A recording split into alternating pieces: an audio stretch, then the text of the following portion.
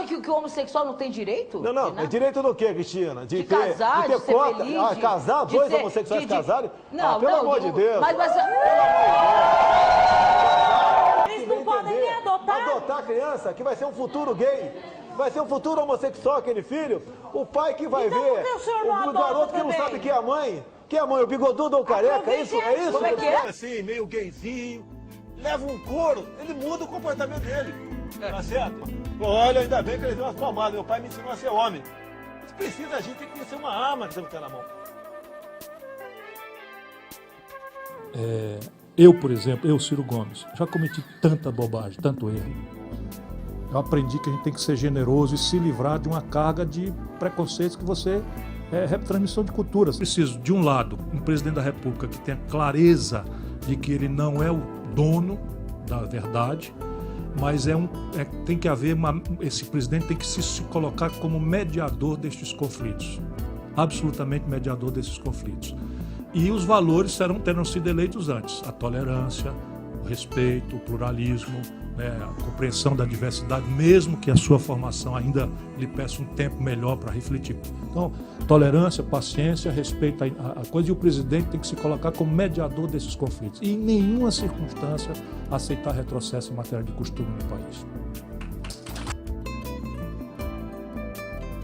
Reparou que o garoto honesto, decente, trabalhador, que tem vergonha na cara, que pede benção para o pai antes de dormir, que acorda cedo, que estuda, não tem nada. Agora, o viciado tem tudo. Inclusive agora em São Paulo criaram a Bolsa Crack. O tratamento é caro.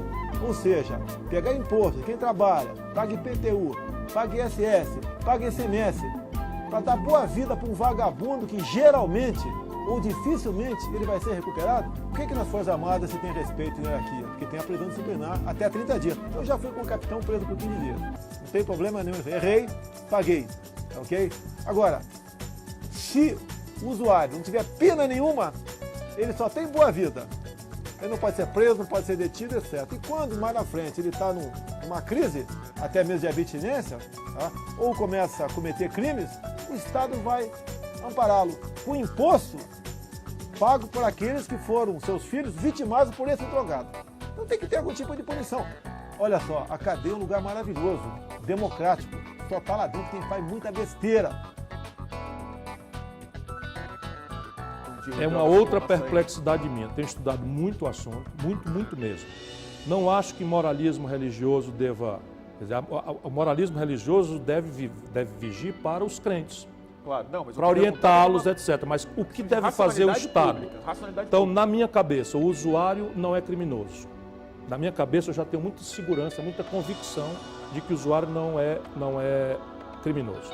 Aí esses calhordas lá dessas milícias, não sei o que e tal, espalham que eu sou usuário, que eu nunca na vida sequer experimentei. Me interessa estudar esse assunto e eu confesso com humildade minha perplexidade. Nem é o presidente da República que resolve essas coisas, mas eu não vou fugir de mediar essa discussão também. Trazer as experiências, ouvir todo mundo, estimular, mas eu confesso a minha coisa, então eu vou nessa contradição. Descriminalizar o uso e pesar a mão no tráfico. Tá.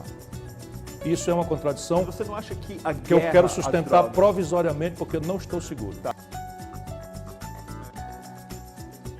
Deputado Jair Bolsonaro, do PSC. Nesse dia de glória para o povo brasileiro, tem um nome que entrará para a história nessa data, pela forma como conduziu os trabalhos da casa. Parabéns, presidente Eduardo Cunha. Pô, guerra, cara. Você não escolhe parceiro. Cunha foi o parceiro dessa guerra. Sem o Cunha, Dilma continuaria lá e faria o sucessor do PT em 2018. Aqui, o jogo é bruto, é o seu respeito pelas verdades que eu falo. E você será respeitado por mim quando você entender realmente o que é esse jogo do poder. O picareta modo da República, o presidente da Câmara que assina o pedido de impeachment é formador de quadrilha, ladrão e o cacete a quatro. Depois você tem o cidadão respondendo no Conselho de Ética por roubo, com 411 milhões de reais. O brasileiro precisa saber.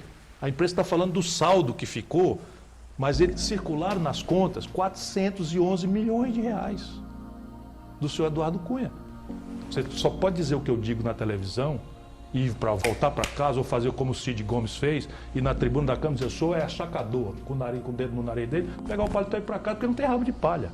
Minha opinião, eu sou contrário. Nós não podemos usar o instrumento de impeachment como recurso eleitoral, porque a presidente caiu a popularidade, ou quem votou nela se arrependeu de ter votado, acha que tem que sacar porque o Brasil é uma republiqueta e nós vamos fazer um impeachment para resolver um problema. Nós somos uma republiqueta e eu acredito que o judiciário vai mandar esse cidadão para a cadeia. Não demora, vamos confiar, as instituições estão funcionando, há um rito, há um tempo, ele nos exaspera, nos impacienta, mas esse vai para a cadeia. Só para provar que o Brasil não é uma republiqueta.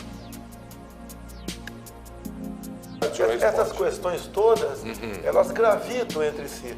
Para você fazer um bolo, você tem que ter farinha, leite, ovos, etc.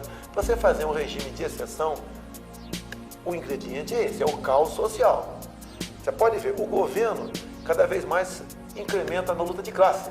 Branco contra negro, homo contra hétero, pai contra filho, nortista contra sulista, rico contra pobre. Ser rico é crime, não. Se você for um elemento, você dá bem no teu negócio e for rico, você passa a ser um criminoso. Por isso que o Estado, Leão, tem que ser menor.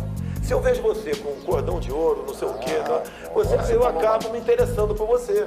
O Brasil, o governo, tem tantas estatais e tantas coisas congêneres que acaba sendo uma presa fácil. Do que se propõe, do que para que é o governo, né? E às vezes você dá bem-estar da população. Uma fatia para um partido e dá para outro. Aí começa a brigar entre si, porque ele ganhou mais do que eu. Eu tenho que romper isso daí. Agora, como romper, desculpa aqui, por enquanto, eu não sei. Eu acho que a crise nos fará a sair desse estado de letargia. É mentira, é absolutamente mentira, tecnicamente, que a inflação brasileira é de demanda. Vou explicar rapidamente, sem precisar, mas vai que tem um estudante que veio aqui e eu vou falar para ele com o testemunho de vocês.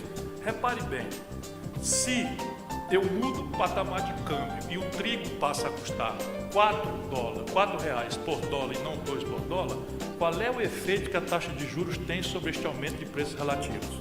Responde, nenhuma. Esse conjunto de desequilíbrios é que deprime a formação bruta de capital no Brasil. E isso, produzindo o desequilíbrio externo, traz para o Brasil, por uma outra porta, uma consequência para a economia doméstica, agora estrito senso. Qual seja, dado que o conjunto de contas do país com o estrangeiro é crônica e estruturalmente deficitário, porque abrimos mão de uma política industrial de comércio exterior, abrimos mão de um projeto nacional de desenvolvimento, satanizamos até essas palavras, vendemos petróleo bruto, in natura, e compramos derivado de fora, pagamos em dólar. Eu como uma pizza domingo, é trigo eu não produzo com suficiência, destruíram a produção de trigo do Brasil na esteira de fazer a indústria de São Paulo ter algum privilégio no Mercosul.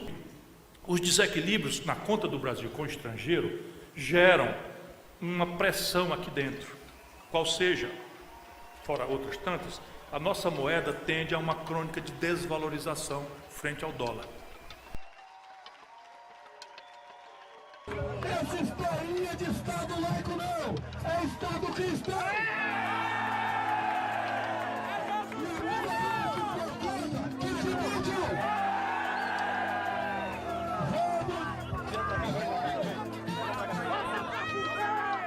Vamos fazer o Brasil para as maiorias!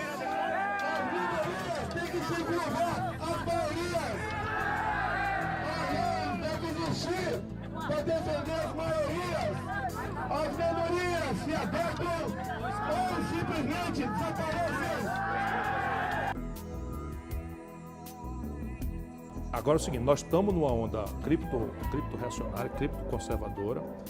O neopentecostalismo está se entranhando de forma absolutamente perigosa para a vida brasileira, muito perigosa, né?